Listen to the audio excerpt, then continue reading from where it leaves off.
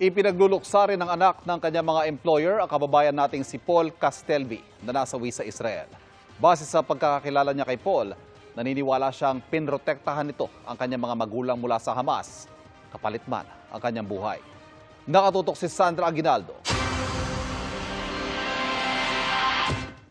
Matapos ang biglang pag-atake ng grupong Hamas sa Israel noong October 7, nag-post sa Facebook si Nadav Kipnis para sabing hindi niya makontak ang kanyang mga magulang at ang Pilipinong caregiver ng kanyang ama na si Paul Castelvi.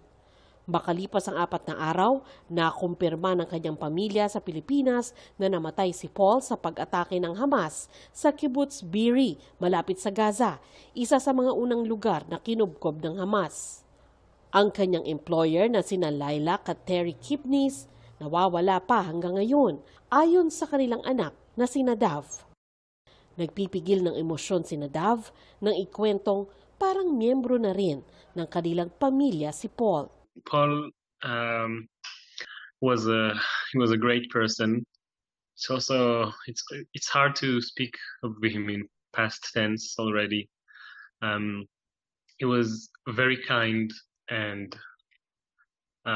he always wanted to help, and he was funny, and he was curious about our culture, and he always tried to learn the language, and we considered him part of the family.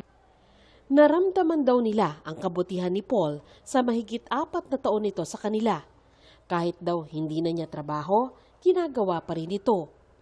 Kaya maging si Nadav ay naniniwalang sinikap ni Paul na maprotektahan ang kanyang mga magulang mula sa Hamas. I'm sure whatever really happened, that Paul was brave and he did everything he could to protect himself and my parents and to try to save everyone's lives because that was the kind of person that he was.